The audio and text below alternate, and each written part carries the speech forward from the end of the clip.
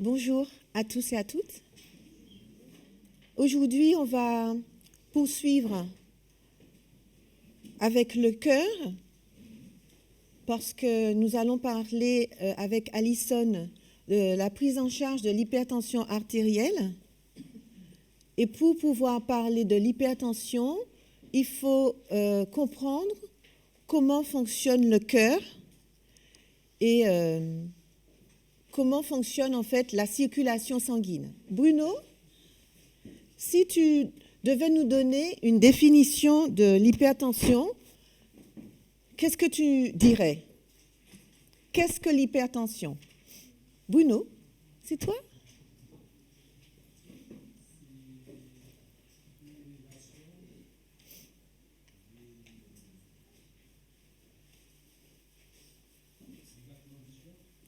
Alors, une élévation des battements du cœur. Éric B., qu'est-ce que tu dirais? Qu'est-ce que l'hypertension?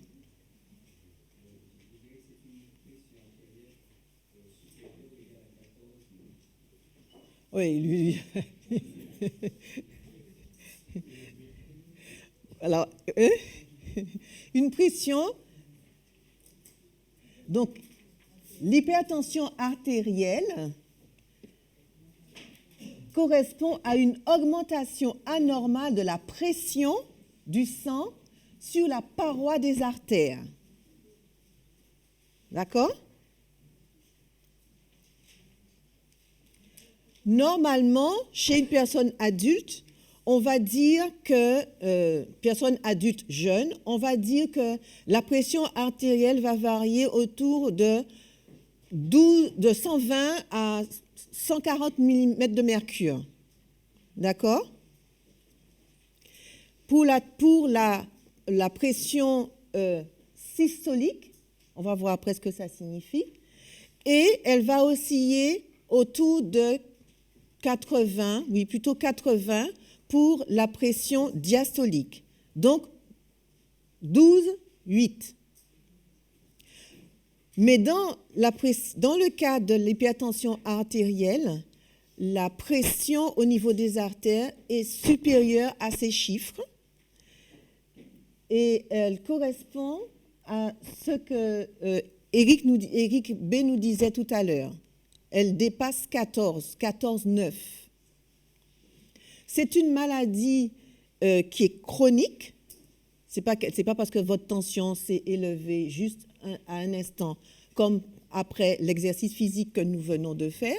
Si on prenait notre tension, les chiffres seraient certainement plus élevés. C'est normal parce que la pression a augmenté au niveau des artères, donc les chiffres seront plus importants. Mais c'est une maladie chronique parce qu'elle survient souvent au repos. Quand on prend la tension artérielle d'une personne au repos, mais les chiffres sont beaucoup plus élevés. Il faut savoir que c'est la maladie la plus fréquente au monde. Il y a beaucoup de personnes dans le monde qui souffrent d'hypertension. Et quand on a pris 3 mesures consécutives de la tension au repos sur une période de 3 à 6 mois, à ce moment-là, on peut effectivement déclarer que la personne souffre d'hypertension. Vous l'avez vu, voilà. L'hypertension est appelée le tueur silencieux. Pourquoi est-ce que cette maladie est appelée le tueur silencieux? Est-ce que, Christian, tu peux nous dire pourquoi? Pourquoi l'hypertension artérielle est appelée le tueur silencieux? Parle fort, oui. Parce qu'on ne sent pas et quand il y a de l'hypertension, on ne ressent pas. Voilà, effectivement. Merci. Parce que lorsque le sang circule dans les artères, normalement, on ne sent rien. Et ce n'est que lorsque les symptômes apparaissent, les effets indésirables, les effets de la pression artérielle existent déjà. Et quels sont ces symptômes, en fait? Quels sont les symptômes du tueur silencieux? Quels sont les symptômes, quelles sont les manifestations de cette maladie qui apparaissent dans notre corps, qui nous permettent de penser à, effectivement, il y a un problème d'hypertension. Les maux de tête, à n'importe quel moment, parce que ça arrive qu'on ait mal à la tête. Voilà, d'accord. Donc, les maux de tête, quoi encore? Les palpitations, oui. Là, l'acouphène, oui, on peut avoir des problèmes d'acouphène. On peut avoir des problèmes de vertige. Quoi encore? La fatigue, la nervosité aussi, les problèmes d'insomnie. Hein? Et ça arrive... Comment? Je n'ai pas entendu le début. Oui, il peut avoir une accélération du rythme cardiaque. Il peut arriver aussi que les personnes saignent du nez. Il peut aussi arriver qu'il y ait un petit vaisseau au niveau des yeux, et des petits capillaires au niveau des yeux qui éclatent, donc l'œil rougit. Hein. Tous ces signes-là peuvent nous alerter, mais au début de la maladie, retenez bien qu'au début de la maladie, il n'y a aucun symptôme qui apparaît. C'est pour ça qu'on dit vraiment que c'est un tueur silencieux. Les symptômes apparaissent lorsque la maladie est déjà bien avancée. Voilà. OK, on a vu donc les maux de tête. Hein, et les maux de tête apparaissent souvent à l'arrière du crâne. À l'arrière du crâne. Et bien qu'on ait pris un antalgique, la douleur ne disparaît pas, ce qui est normal, parce que le problème, c'est un problème lié à la pression dans les artères. Ensuite, en général, après le lever, au cours de la matinée, la douleur s'estompe. Donc, on a vu la fragilité, etc. Alors, nous allons donc parler du cœur. Le cœur, c'est un muscle, c'est la pompe. C'est la pompe qui va permettre de propulser le sang dans tout le corps. Donc, il se contracte, mais contrairement à tous les muscles, c'est un muscle dont la contraction ne dépend pas de la volonté. C'est une contraction automatique. On ne va pas rentrer dans les détails pour cela, mais il dépend du système nerveux autonome.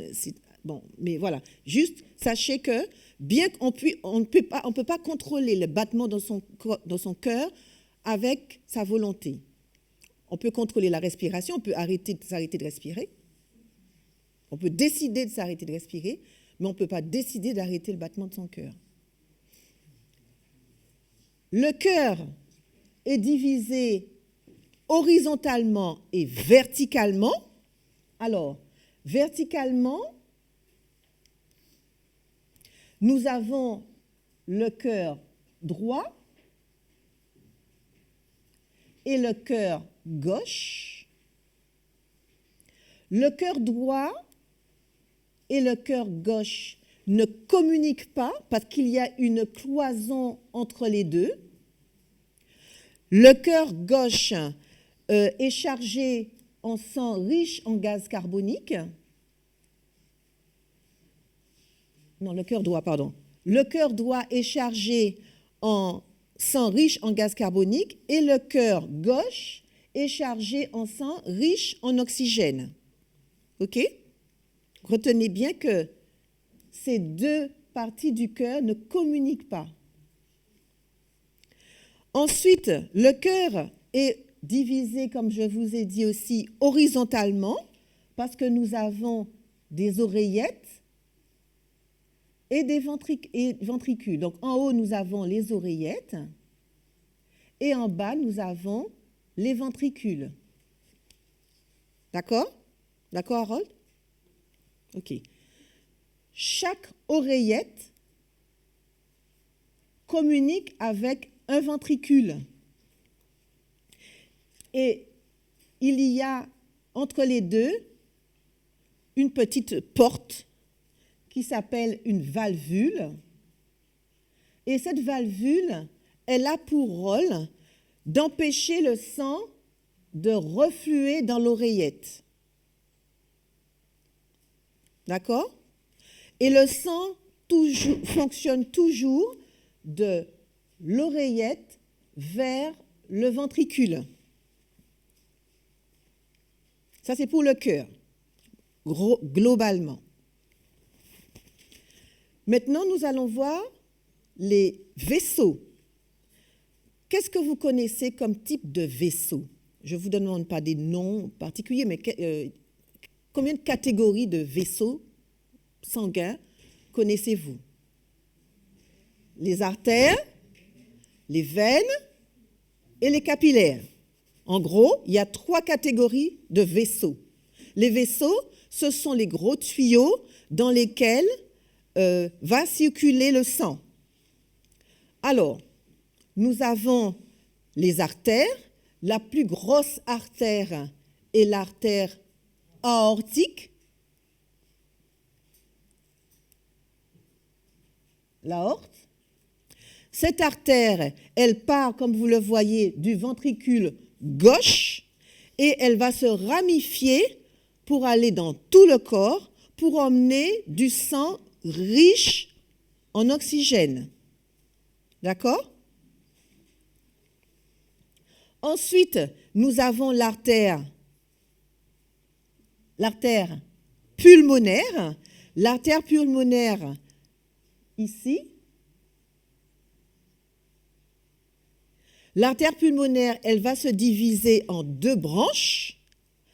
L'artère pulmonaire droit et l'artère pulmonaire gauche, parce que cette artère, elle va emmener du sang riche en gaz carbonique au niveau des poumons, le poumon droit et le poumon gauche.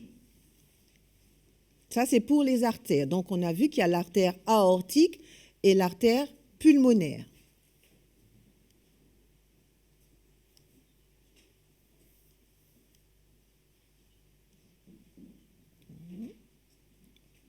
Voilà. Après les artères, nous avons les veines. Les artères coronaires, ce sont des artères qui vont irriguer spécifiquement le cœur. Mais c'est pour ça que je vous ai dit, je ne veux pas, parce qu'il y a plusieurs types d'artères, il y a l'artère fémorale et tout ça, je ne veux pas rentrer dans les spécificités des artères. Je vais juste vous montrer globalement les 2 catégories de vaisseaux, les 3 catégories de vaisseaux sanguins, les artères, les 2 principaux, les veines, les principales, et les capillaires en général. Alors, les veines, elles vont déboucher au niveau des oreillettes. Alors, nous avons les veines pulmonaires, d'accord? Les veines pulmonaires vont aboutir au niveau de l'oreillette gauche. Ensuite, nous avons les veines caves, la veine cave supérieure et la veine cave inférieure. Ce sont des veines qui vont ramener le sang riche en gaz carbonique au niveau du cœur. Pour la veine cave supérieure, elle va ramener le sang riche en gaz carbonique pour tous les membres qui sont dans la partie haute du corps. Et pour la veine cave inférieure, elle va ramener ce sang riche en gaz carbonique qui vient des organes, des membres de la partie inférieure du corps. OK? Et ensuite, nous avons les capillaires. Alors, les capillaires servent à quoi? Les capillaires vont assurer la circulation sanguine à l'intérieur des organes. Ce sont vraiment de tout petits vaisseaux. Et le sang y circule à une vitesse très faible. C'est ce qui va permettre qu'il y ait l'échange gazeux entre ces petits capillaires, le sang qu'il y a dans ces petits capillaires et le tissu que ce capillaire traverse. OK?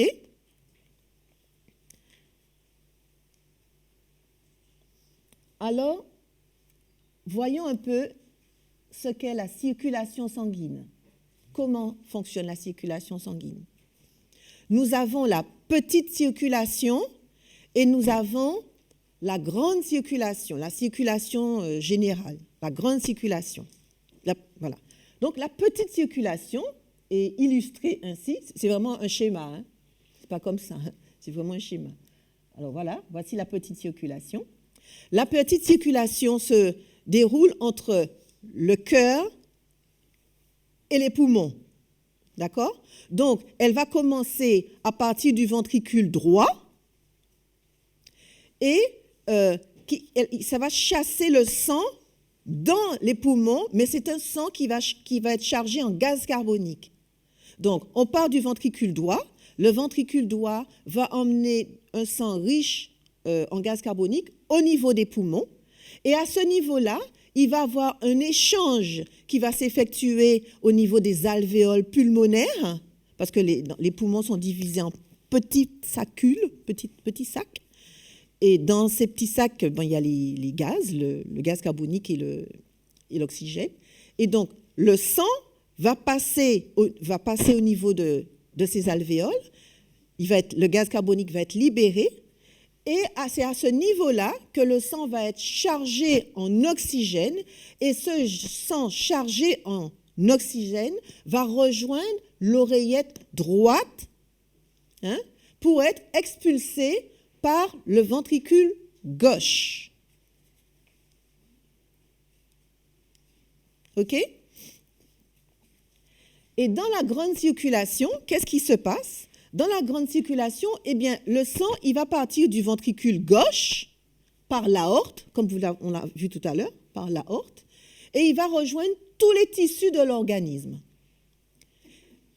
C'est ainsi que l'oxygène dont a besoin nos cellules pour fonctionner, et aussi l'oxygène et tous les nutriments vont arriver au niveau de nos cellules. OK? Et après, au niveau de nos cellules, le sang va être chargé en gaz carbonique et ce gaz carbonique va rejoindre les veines caves, la veine cave inférieure et la veine cave supérieure, pour être envoyé au niveau du cœur et ensuite réexpulsé au niveau des poumons. En fait, c'est une chaîne. Vous voyez? C'est un cycle, je dirais plutôt. D'accord? C'est un grand cycle. OK. Quels sont maintenant que nous allons parler d'hypertension? Donc, vous comprenez bien que c'est un tuyau en fait, c'est la tuyauterie en fait, la circulation sanguine. Lorsque le sang va circuler dans les artères, eh bien, il y aura une pression qui va s'exercer sur la paroi de ces artères, d'accord? Mais il y a des facteurs qui vont entraîner une augmentation de cette pression. Quelles sont les causes d'une hypertension? La fatigue, le sang épais. Pourquoi le sang serait épais? Mauvaise alimentation, précisément. Cholestérol. Pourquoi le cholestérol? Ça bouche les artères et donc le diamètre diminue. Et comme le diamètre diminue, la pression augmente. D'accord? C'est logique? OK. Donc, on a dit l'alimentation. Et dans l'alimentation, comment? Donc, on va dire qu'une des causes, on a dit l'alimentation, donc une des causes serait ethnique, l'hérédité.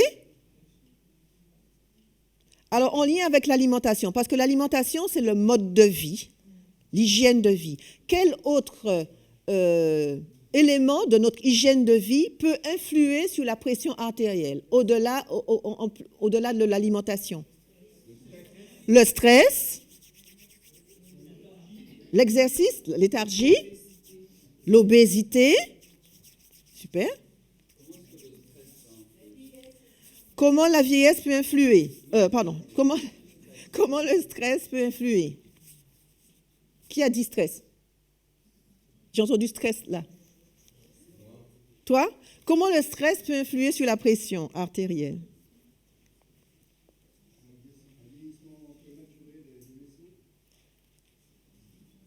Oui.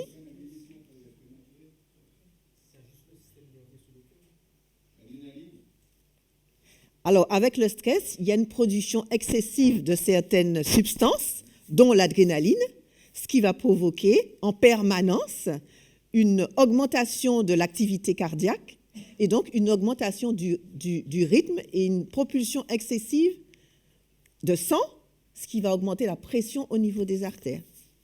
C'est le stress va provoquer une augmentation d'adrénaline qui va influer sur le cœur, qui va travailler plus et propulser plus. Et donc, en propulsant plus, il y a augmentation de la pression au niveau des artères. Non. Et même si elle se dilate, ça va entraîner une détérioration de la muqueuse de l'artère. Cette détérioration de la muqueuse de l'artère entraîne que l'artère a besoin d'être réparée. Et cette réparation de l'artère peut entraîner la formation de petits caillots. Et tout ça entraîne une réduction du diamètre de l'artère. Et qui dit réduction dit donc augmentation de la pression, parce que la quantité de sang qui va circuler ne va pas changer, en fait, à moins que l'artère soit bouchée.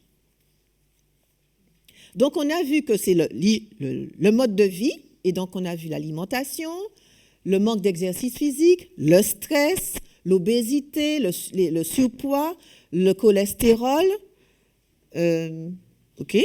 Bon, on ne consomme pas d'alcool, on ne boit pas de tabac, on ne fume pas ici, mais sachez que l'alcool peut influer, le tabac aussi. Les boissons énergisantes, c'est vrai. Les boissons énergisantes aussi. Tu as dit quoi? Attends, pardon.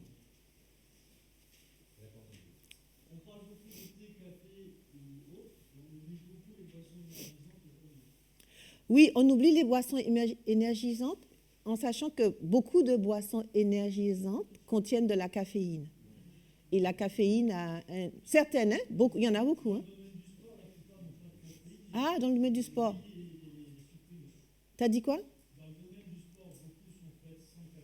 Ah.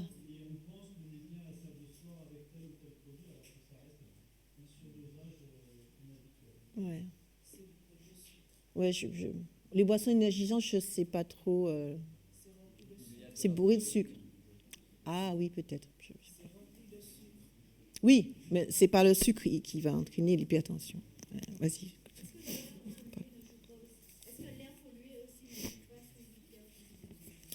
Alors, directement,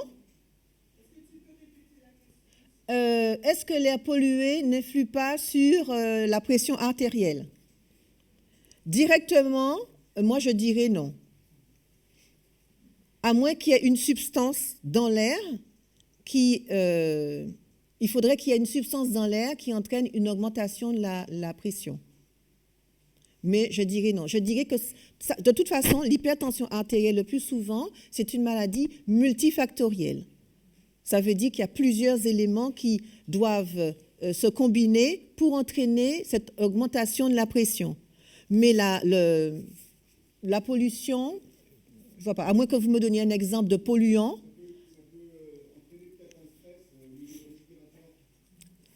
Ouais, peut-être.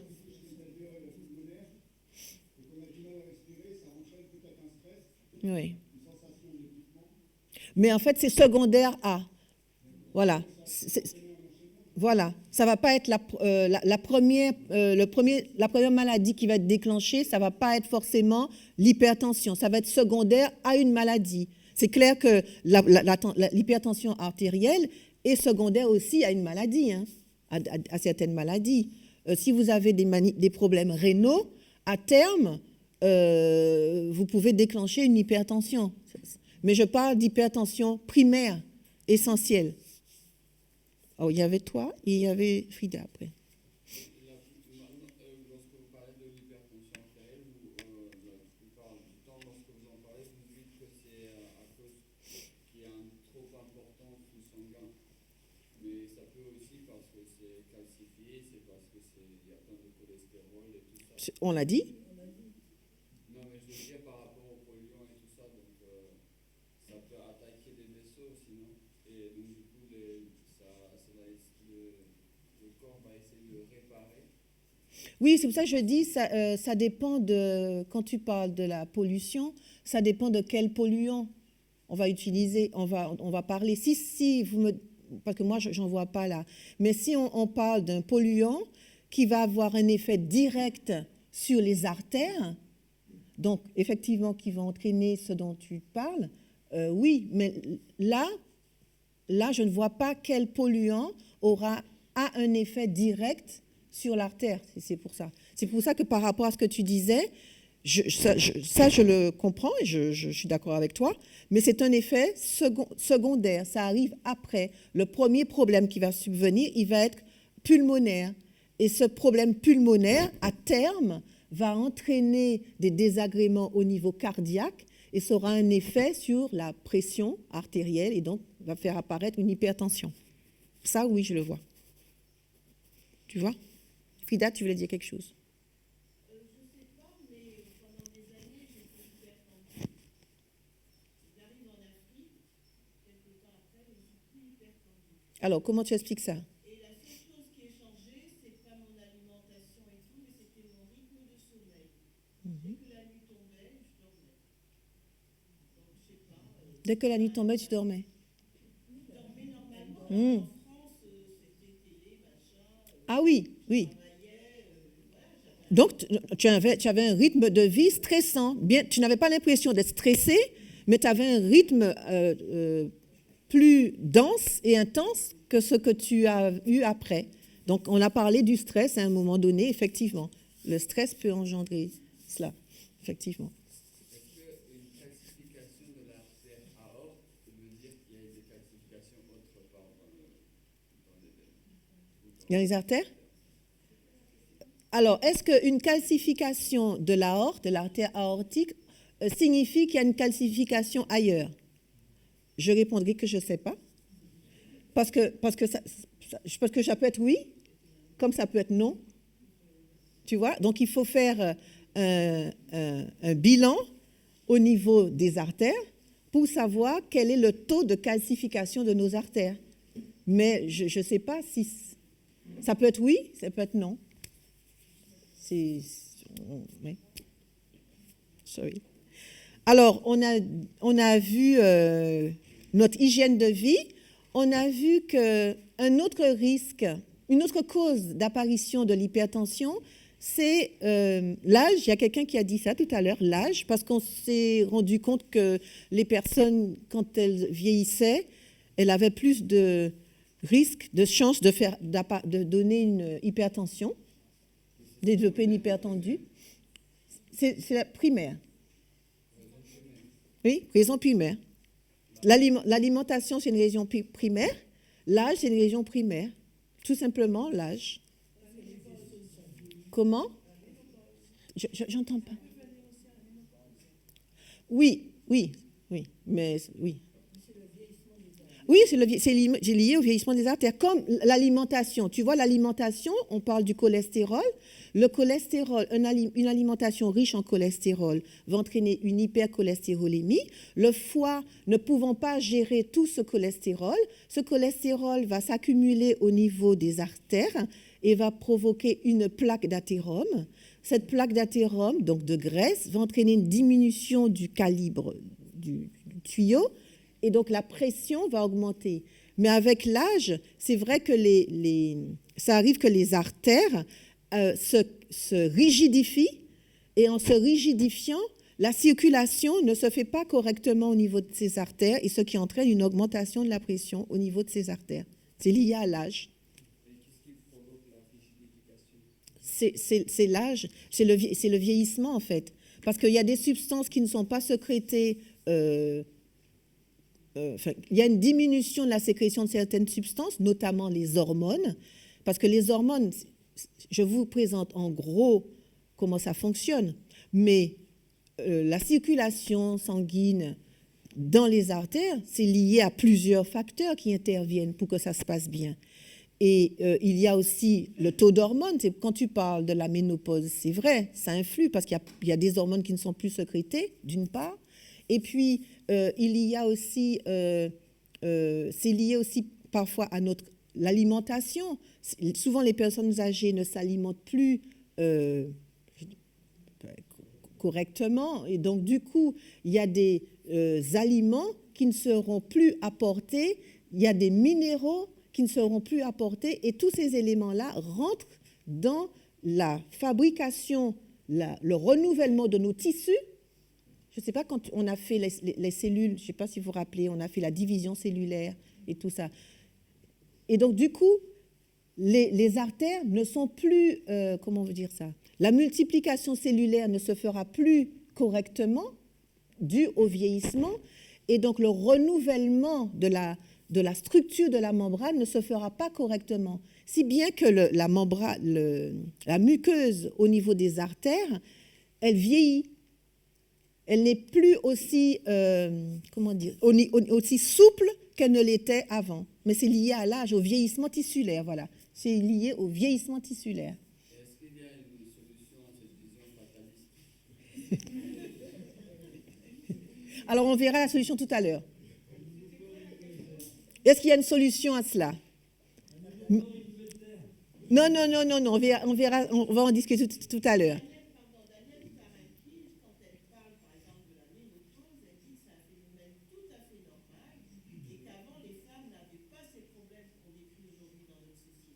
Quand tu dis que c'était normal. Ah oui, mais justement, alors, vous voulez, alors, alors attendez, on avance, on termine et après on continue, voilà. On termine. Donc, on a dit les causes, hygiène de vie, on a vu, l'âge, on voit, l'origine ethnique, bon, ben, on a remarqué, vous me demandez pourquoi, c'est juste une constatation. On a remarqué que les Antillais et les personnes d'origine d'Asie, du sud de l'Asie, ils souffraient d'hypertension. C'est un problème génétique, voilà, mais on va en rediscuter tout à l'heure encore. Oui, donc beaucoup plus rarement, l'hypertension peut être secondaire à une autre maladie, la maladie des reins, maladie des glandes surrénales. D'accord? Ensuite, sachez que l'hypertension peut être due aussi à la prise de certains médicaments, comme les corticoïdes, les antidépresseurs, les anti-inflammatoires, enfin bon, voilà. Et bien sûr, parfois, on prend des médicaments quand on est enrhumé, vous savez. On prend des vasoconstricteurs. Et si on a tendance à en prendre régulièrement, eh bien, à terme, il faut vraiment en prendre de façon régulière, hein, à terme, ça peut entraîner une hypertension. Quand on l'arrête, ça s'arrête. Oui, quand on l'arrête, ça s'arrête. Mais sur le coup, il faut savoir que ça peut arriver. OK? La consommation de certains toxiques, comme le cannabis, ça peut entraîner l'apparition de l'hypertension. Alors, on va revenir sur ce que vous disiez là.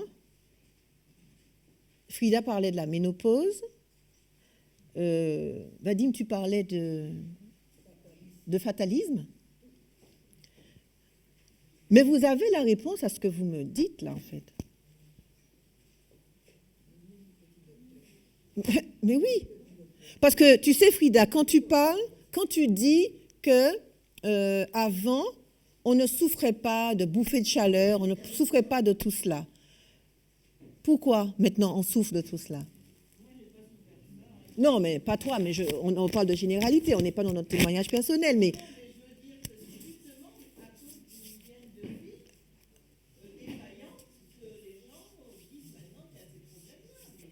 Avant? Voilà. Et toi, Vadim, tu as la réponse à ta question. La réponse de Frida. Frida parle plus fort, et Eric n'a pas entendu, Christian n'a pas entendu, et Chimène non plus.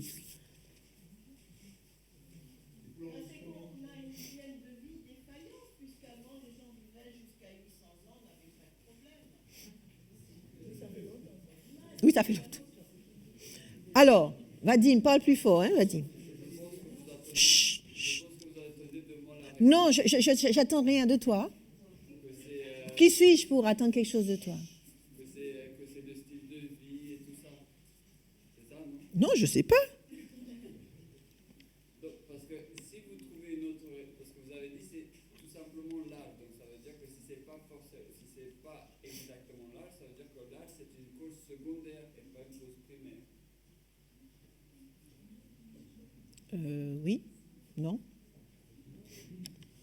Enfin, oui, enfin, non. Enfin bon, je comprends ce que tu veux dire, mais je comprends ce que je voulais dire aussi. Donc, voilà. Mais pour répondre à ta question, parce que pour sortir de ton fatalisme, quelle est ta solution pour sortir de ce fatalisme? Respecter les 8 lois de la santé. Ok, vas-y. Et Harold, pardon. Donc, si je comprends bien, les personnes âgées doivent se ménager, premièrement, et ils doivent faire des apports d'alimentation vis-à-vis de ce que leur corps ne peut pas sécréter. En fait, c'est ce que Frida disait. Comme Jeanne, tu veux partager avec nous? Vas-y. Vas-y, c'était rien.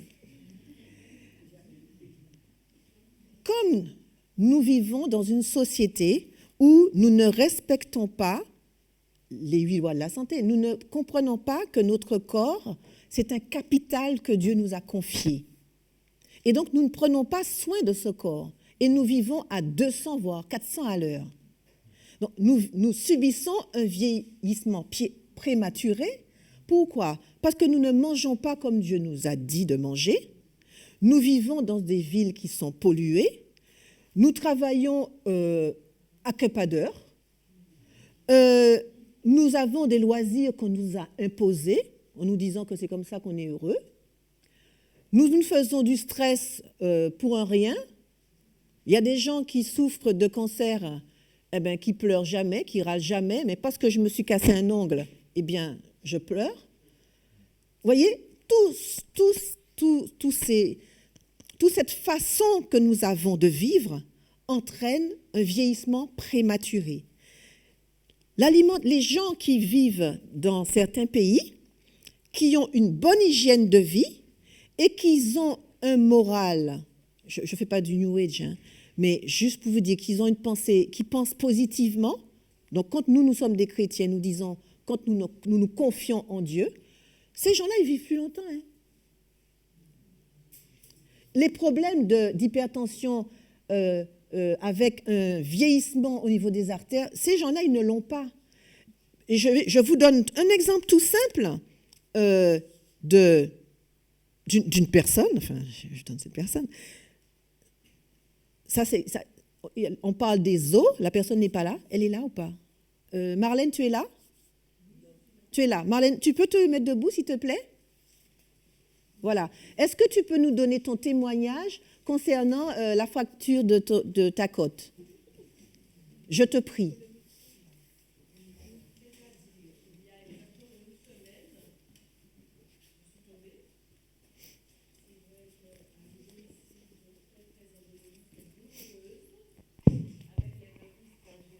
Radiographie hier et il s'est révélé que j'avais une fracture de la côte, mais déjà avec un cal osseux. Je me suis dit, Seigneur, merci. Ça signifie quoi, en fait? Cela veut dire que c'est le résultat de mon style de vie et de ma façon de m'alimenter. Ça veut dire que, en combien de temps? Moins d'une semaine. Moins d'une semaine. Ça signifie que Marlène n'a pas 2 ans, Parce que quand je vous dis ça, ça veut dire que chez un enfant, la réparation se fait vite. Merci mon frère. Et en moins d'une semaine, elle fait une radio et on voit que l'os est déjà en train de se réparer.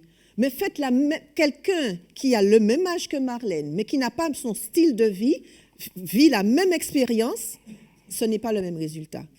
Et permets-moi de... Tu as le micro? Est-ce que tu peux passer le micro à Roll? C'est Roll? Roll? Est-ce que tu peux aussi nous donner ton témoignage par rapport à ton intervention. J'ai été opéré dernièrement, enfin ça fait déjà 2 ans. On m'a déplacé le muscle de l'épaule avec le tendon et raboté l'os de l'épaule.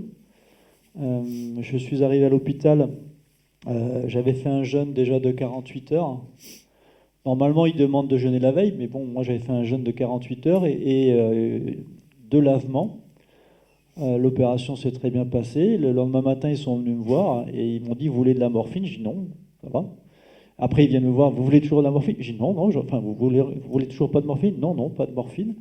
Ils étaient étonnés et je leur ai expliqué ce que j'avais fait. Donc jeûne, lavement, et puis j'étais déjà à l'extracteur depuis déjà 15 jours. Même pour le bassin, ils viennent me voir, vous voulez le bassin? Je dis ben non, j'ai fait un lavement, je suis tranquille, c'était égal. Suite à ça, je suis sorti, alors, un petit clin d'œil quand même, c'est ce qu'on appelle le trauma en chirurgie. Ça a été l'hôpital de Nice, et cet hôpital, je l'appelle un peu adventiste, puisqu'il est ouvert du lundi au vendredi. Puisque les traumas, c'est souvent des opérations en 24-48 heures. Donc depuis, ils ont fermé le samedi-dimanche. Donc les infirmières à Nice ne travaillent que du lundi au vendredi dans le service-là. Ça, c'était un petit clin d'œil. Ouais. Donc suite à ça, j'ai les pansements, les infirmières qui viennent. Et pareil, elles viennent, elles regardent, me disent, mais ça fait combien de temps que vous avez été opéré? Je dis, ben, ça fait 1 semaine. Elle me dit, on a l'impression que ça fait 3 semaines que vous êtes opéré. Donc une fois de plus, je leur ai expliqué le jeûne, la vie d'hygiène, quoi. Et c'est marrant parce qu'elle sentait énormément la cigarette, malheureusement comme beaucoup d'infirmières ou milieu médical qui fument beaucoup. Maintenant, et elle me dit, mais on sait très bien que c'est l'alimentation et l'hygiène. On le voit avec les sportifs, puisque eux, ils ont une régénération rapide du tissu. Voilà, elles ont fait le constat tout de suite. Donc, il n'y a pas de... Moi, je pense qu'il n'y a pas de fatalisme, déjà. Il n'y a pas de fatalisme, merci, déjà. Et moi, il n'y a pas de meilleure preuve que les témoignages que nous apportons. Ça prouve vraiment que si on respecte les 8 lois de la santé, on obtient des résultats. Mais nous savons que nous ne cherchons pas à vivre 150 000 ans puisque nous attendons Jésus. Mais nous voulons être en bonne santé pour pouvoir apporter ce message à ceux qui nous entourent. Mais il nous faut être un témoignage vivant pour ceux qui nous entourent. Même si nous avons des pathologies, mais il faut qu'ils voient que nous nous soignons naturellement et que ça fonctionne. Alors, concernant l'hypertension, il y a un aliment dont on parle souvent, et on nous dit, mais il ne faut pas en manger beaucoup, il ne faut pas en manger beaucoup. C'est quoi? Le sel. C'est quoi le sel, en fait? C'est quoi le sel? Je ne vous demande pas ce qu'il fait, hein. Je vous demande, c'est quoi le sel? Chlorure de sodium, d'accord? Donc, il y a du sodium dedans et du chlorure. OK. Oui, mais la structure en général, le sel, c'est NaCl, c'est du sel. Son origine, il y a le sel de l'Himalaya, le sel marin, il y a d'autres sels encore. Mais le sel, c'est NaCl, sel. Sa formule chimique, c'est ça. À quoi sert le sel? Ça, c'est en cuisine, mais dans notre corps, à quoi il sert? Pourquoi on a besoin de sel?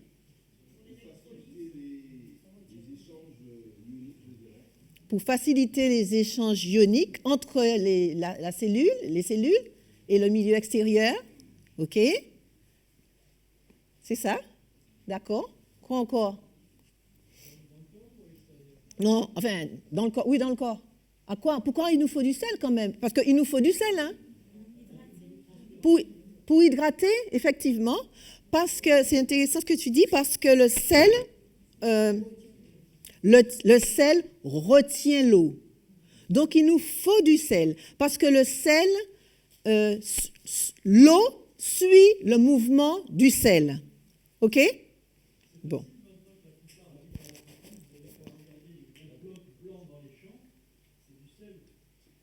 Les blocs blancs? Ah!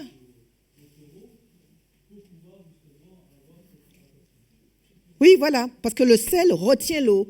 Donc, quand on ingère du sel, on retient l'eau, et quand on élimine du sel, on perd de l'eau. Alors, moi, la question que je vais poser, pourquoi le fait de consommer beaucoup de sel peut entraîner une hypertension? David, est-ce que tu as une idée?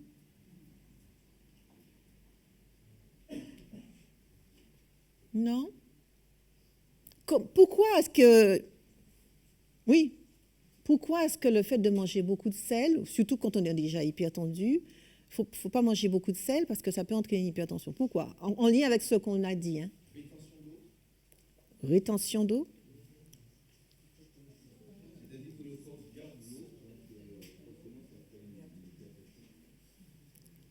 Ok. Non. Non. Allez plutôt dans le sens où il est Christian. Chimène, tu disais quoi? Bon.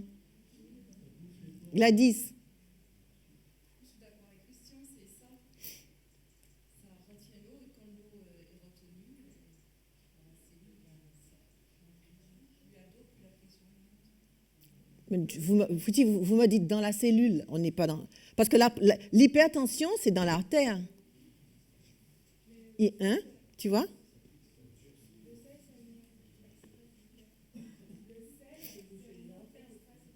Mais il y en a dans la cellule, hein? Oui, mais il y en a dans la cellule aussi. Oui? Donc?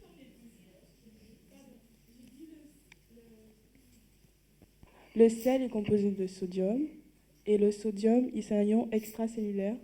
Donc, il va plus à l'extérieur de la cellule, même s'il y en a dans la cellule, mais les échanges font qu'il va à l'extérieur de la cellule. Du coup, si on en mange trop, on mange trop de NaCl, on aura beaucoup de Na dans le sang, puisque c'est hors de la cellule. Oui, donc si on a plus de Na dans le sang, on a un sang concentré. Non, on aura plus d'eau. Plus d'eau. La volémie, c'est-à-dire le volume de sang dans les artères va être plus important. Et donc, du coup, le sang va travailler beaucoup plus pour pouvoir faire circuler ce volume-là. Et donc, le cœur. J'ai dit le sang? Pardon, non. Le cœur va travailler beaucoup plus pour faire circuler ce volume-là. Et donc, du coup, la pression va augmenter. Vous voyez la logique ou pas? Non. Isaline, reprends ce que tu as dit. C'est comme dans un robinet. Isaline, tu peux reprendre? Isaline, reprend. Dans un vaisseau, on a des cellules, on a un milieu intracellulaire, donc c'est ce qu'il y a dans la cellule, le liquide qui est dans la cellule, et on a un milieu extracellulaire, c'est tout ce qui est hors de la cellule, et donc c'est le sang. Et dans le sang, on a des nutriments, mais aussi dans la cellule, on en a. Quand le sodium, on mange du sel, le sel qui est une molécule NaCl est composé de Na qu'on appelle le sodium. Le sodium, c'est un ion qui va se retrouver plus à l'extérieur de la cellule qu'à l'intérieur. Donc il va être plus dans le sang. Et donc quand on mange beaucoup de sel, donc beaucoup de NaCl, on a beaucoup de Na. Et donc ce Na qui va augmenter dans ce milieu extracellulaire qui est le sang, va faire augmenter la volémie, c'est-à-dire le volume de sang. De liquide, voilà. Parce que n'oubliez pas que le sang, il est constitué à 90%. C'est pas l'eau, elle me dit que comme donc l'eau va augmenter dans le sang. Oui, le sang est constitué de plasma et des éléments figurés. Mais ce plasma, il est constitué à 90% d'eau. Mais il y a aussi des minéraux dans ce plasma. Mais comme il y a beaucoup de sel dans le plasma, le sel fait un appel d'eau. Donc, le volume va augmenter dans le sang. Et comme le volume va augmenter dans le sang, Le cœur, il va travailler beaucoup plus pour faire circuler ce volume qui aura augmenté, si bien que l'augmentation du travail du cœur va entraîner une augmentation de la pression au niveau des artères, et cette augmentation de la pression au niveau des artères, à terme, va provoquer une augmentation de la pression artérielle. C'est parce que, en fait, le fait de consommer trop de sel va demander au cœur de travailler trop.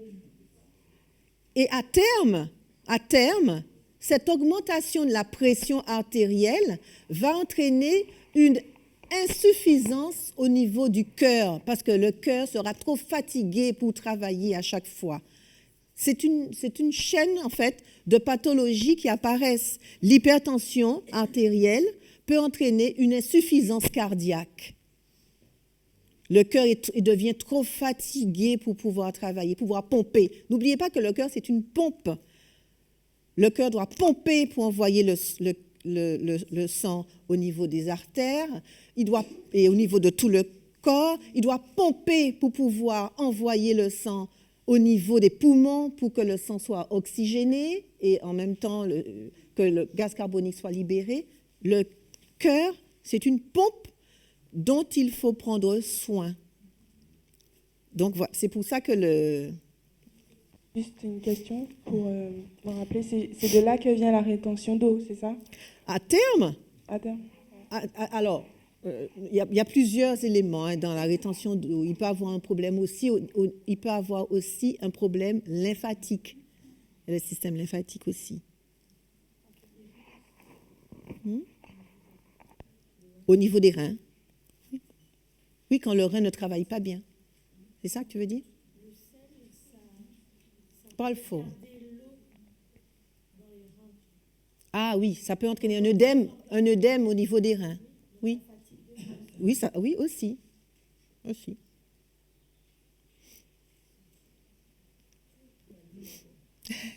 encore moi. Donc, je voulais savoir, est-ce que c'est l'atome de sodium ou bien c'est le sel, c'est-à-dire le chlorure de sodium? Isaline va te répondre. Est-ce que c'est l'atome de sodium ou c'est le chlorure de sodium qu'on appelle sel qui fait cet effet-là? Qui fait l'effet... De rétention d'eau et donc du coup de l'hypertension. Ok. Hypervolémie. Le sel entraîne une hypervolémie. Moi, j'ai parlé que de sodium qui fait ça, parce que je sais que le Na, en fait, s'associe au Cl, c'est vrai. Je me souviens plus pour le Cl si c'est un ion intracellulaire ou extra, mais je sais que quand ça arrive dans le corps, le NaCl, il est, on va dire, voilà, il se détache du Cl et du Na. Mais pour former le sel, il se rattache avec le Cl. Mais j'ai parlé que du Na. Le Et problème, tu veux savoir, est-ce que c'est le Na qui s'associe à l'eau, peut-être? mais tu avais déjà répondu à sa question. C'est pour ça que j'ai dit que tu vas répondre. Tu avais répondu avant. Alors, reprends ce que tu avais dit. Parce que sa question, c'est qu'est-ce qui provoque l'hypervolémie? C'est le NaCl ou c'est le Na? Le Na? C'est pour ça que, pour les personnes qui sont hypertendues, on leur conseille de ne pas prendre du NaCl, mais on leur conseille de prendre du chlorure de potassium. C'est un autre sel, mais il est riche en potassium. Et le potassium, c'est un sel qui est beaucoup plus qui est beaucoup plus dense dans la cellule qu'à l'extérieur de la cellule. Donc le potassium, lui, va rentrer à la cellule. Quand il y a deux ions Na qui sortent de la cellule, il y a 3 ions potassium qui rentrent dans la cellule. Donc les gens qui souffrent d'hypertension, au lieu de prendre du NaCl, on leur conseille de prendre du KCl, du sel de potassium, du chlorure de potassium, mais ça n'a pas le même goût. C'est salé ou c'est... Hein? Non, ça c'est du chlorure de magnésium, le Nigari. Non, c'est pas... Alors, Manuela disait hier que pour les personnes qui souffrent d'hypertension, elles peuvent prendre beaucoup de, comment on dit ça, de condiments. Sel de céleri, mais non, c'est du sel. Non, je crois qu'il y a du sel, hein. Mais il y a des petits morceaux de céleri. Mais je crois qu'il y a du sel, hein. Francine, oui, voilà, ce sont des herbes aromatisées, mais il y a du sel. Mais il y a du sel. Mais il y a moins de sel. Ouais. Voilà.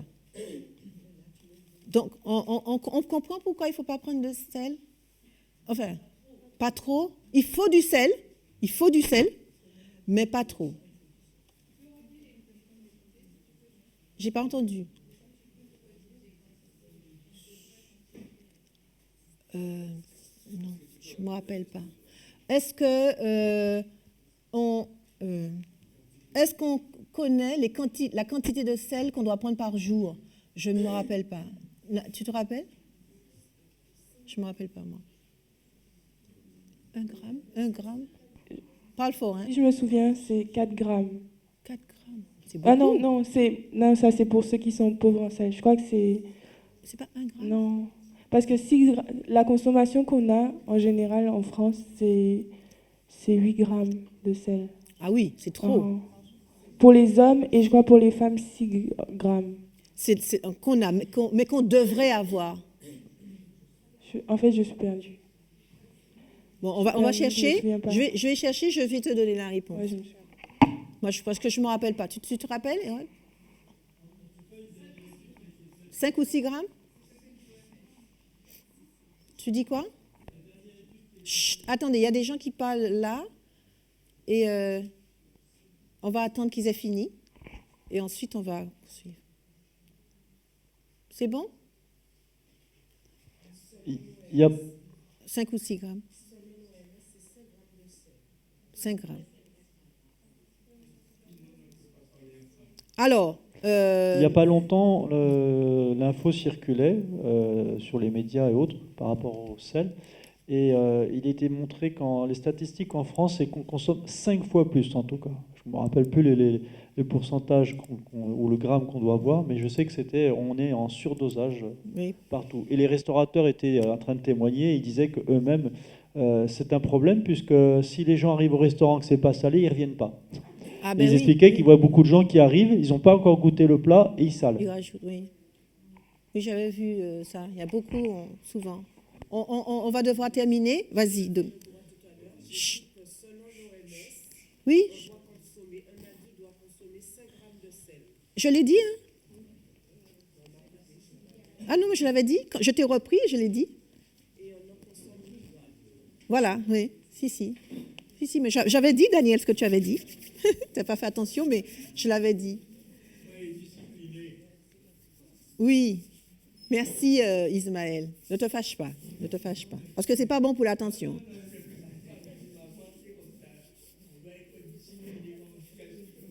Oui. C'est vrai. Mais écoutez, je vous remercie. J'espère que cela vous a été utile pour vous et pour votre entourage. Christian aussi, j'espère que ça a été utile pour Christian aussi. Et nous allons prier. Cet après-midi, normalement, vous faites avec Alison, vous terminez la thyroïde et vous faites l'hypertension. Donc, j'espère qu'elle va nous donner des moyens pour pouvoir prendre en charge l'hypertension. Et demain, normalement, nous faisons le fibrome. Et vendredi, nous faisons le cerveau et nous parlons de certaines maladies du cerveau. Voilà. OK. Prions. Éternel, nous te disons merci encore une fois pour ce corps merveilleux que tu nous donnes. Nous ne voulons pas faire preuve de fatalité, Seigneur, parce que nous savons que tu nous donnes les moyens pour que nous puissions être en bonne santé, et nous te demandons justement de nous donner la force, la persévérance pour que nous puissions mettre en place les 8 lois, mais que ce ne soit pas temporaire, mais que ce soit vraiment notre style de vie, Seigneur. Nous supplions après toi afin que cela vraiment devienne notre expérience. parce que je comprends que c'est ce que tu attends de nous. Et veuille vraiment nous conduire dans ce sens, que nous soyons des témoins pour ceux qui nous entourent, parce que vraiment, il y a beaucoup de souffrance autour de nous et les gens ne savent pas à quel saint se vouer, mais toi, tu es Dieu et tu as toutes les solutions et tu nous qualifies pour que nous puissions les amener à ces âmes en souffrance. Merci pour cette grâce que tu nous fais encore, Père. Et alors que nous allons prendre notre petit déjeuner, nous te demandons de nous assister, de bénir ce moment que nous allons partager et veuille bénir amplement toutes celles et tous ceux qui participent à l'élaboration de ce petit déjeuner et à tous les repas que nous prenons pendant ce séminaire. C'est au nom de Jésus que je te prie. Amen.